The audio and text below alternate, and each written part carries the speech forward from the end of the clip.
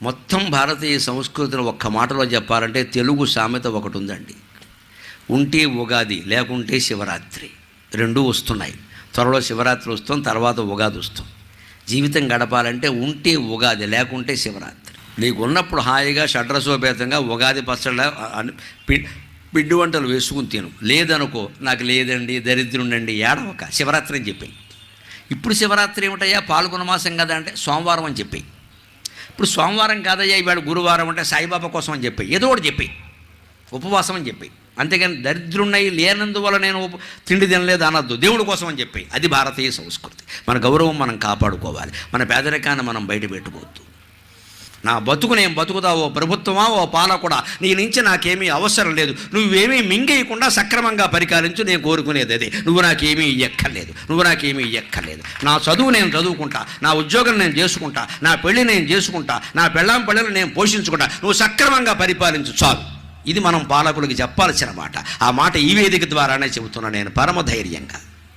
వీళ్ళు సరిగ్గా పరిపాలిస్తే చాలు. వీళ్ళు అవినీతికి పాల్పడకుండా ఉంటే మనకి ఏమీ ఎక్కలేదు. వీళ్ళు మనం బతకగలం, మనం సంపాదించుకోగలం, మనకు అన్నాలు పెట్టగల, బట్టలు కుట్టించగల, ఏ బీజాలు మనకి ఇవ్వగల.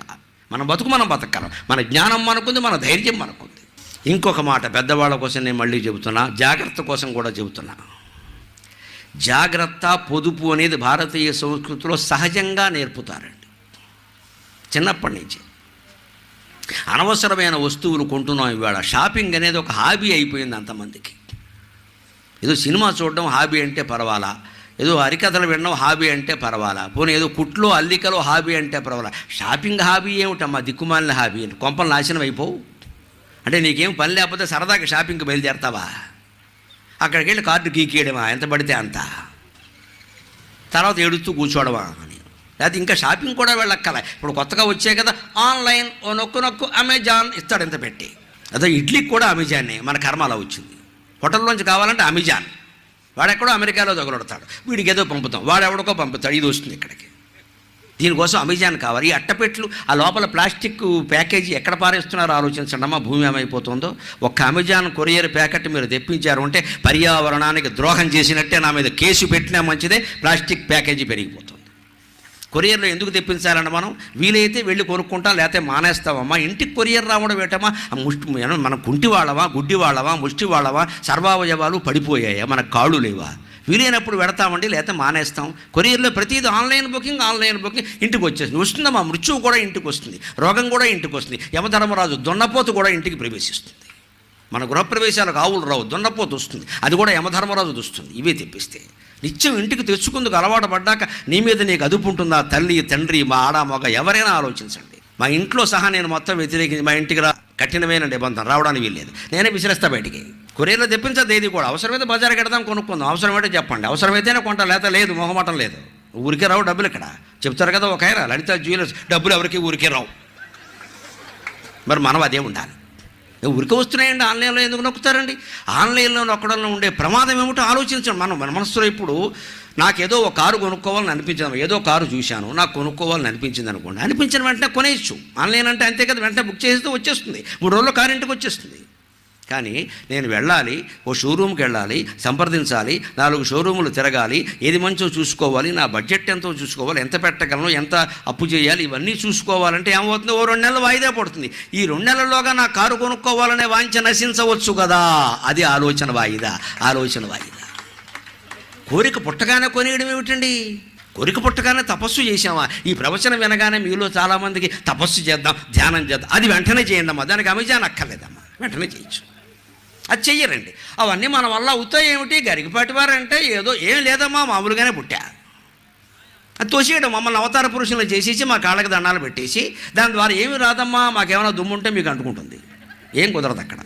నేను పెడుతుంటే ఎవరు పాదాభివందనాలు చేయకండి దయచేసి. ఈ మాత్రం నిరాడంబరంగా వైరాగ్యంతో నేను ఉండకపోతే నాకు ఈ వ్యాసపీఠం మీదకి వచ్చిన అర్హత లేదమ్మా. నా బాధ అది. ఈ అర్హత కోల్పోకూడదు. జీవితంలో ఏం కోల్పోయినా మంచిదే, బంధువుల్ని, బాంధవుల్ని, ధనకనక వస్తువాహనాలు సమస్తం కోల్పోయినా మంచిదే. భగవంతుడు ముందు నిలిచి చిత్తశుద్ధిగా ప్రార్థన చేయగలిగే అవకాశం కోల్పోకూడదండి. అది ఒక్కటి ఉండాలి.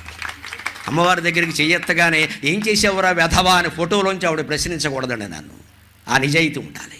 నువ్వు ఎలా బతుకుతున్నావో ఏం చెబుతున్నావో నన్ను ప్రశ్నిస్తే నా పని అయిపోయినట్టే కదా. అమ్మవారు అనుకో, ఫోటో కాదండి అమ్మవారే ఆవిడ.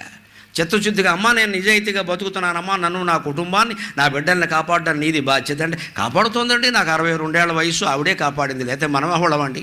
భగవంతుడు దయలేకపోతే ఇవన్నీ నడుస్తాయా? ఇంత ధైర్యంగా మాట్లాడుతున్నారు. ఎవరినంటే మీకు రక్షణ అంటే అమ్మవారు రక్షణమ్మ, మొహమాటం ఏం లే. అందులో తేడా వస్తే ఆవిడ చూసుకుంటుంది. భగవంతుడిని మించిన శక్తి ఉంది ఆ లోకంలో. దీనికి కారణం సంతృప్తి. ఉంటే ఉగాది, లేకుంటే శివరాత్రి. ఉంది హాయిగా కొనుక్కోండి అమ్మ, తినండి, భోగాలు అనుభవించండి, కార్లు వైభవాలన్నీ కొనుక్కోండి, ఏం పర్వాలేదు. లేనప్పుడు కొనొద్దు, అప్పు చేసి కొనొద్దు. ఇవాళ ప్రతిదానికి అప్పే.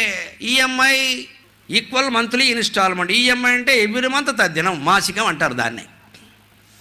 మాసికాలు పోయిన సంవత్సరమే పడతాయి, ఈఎంఐలు జీవితం అంతా పెడుతున్నాం మనం.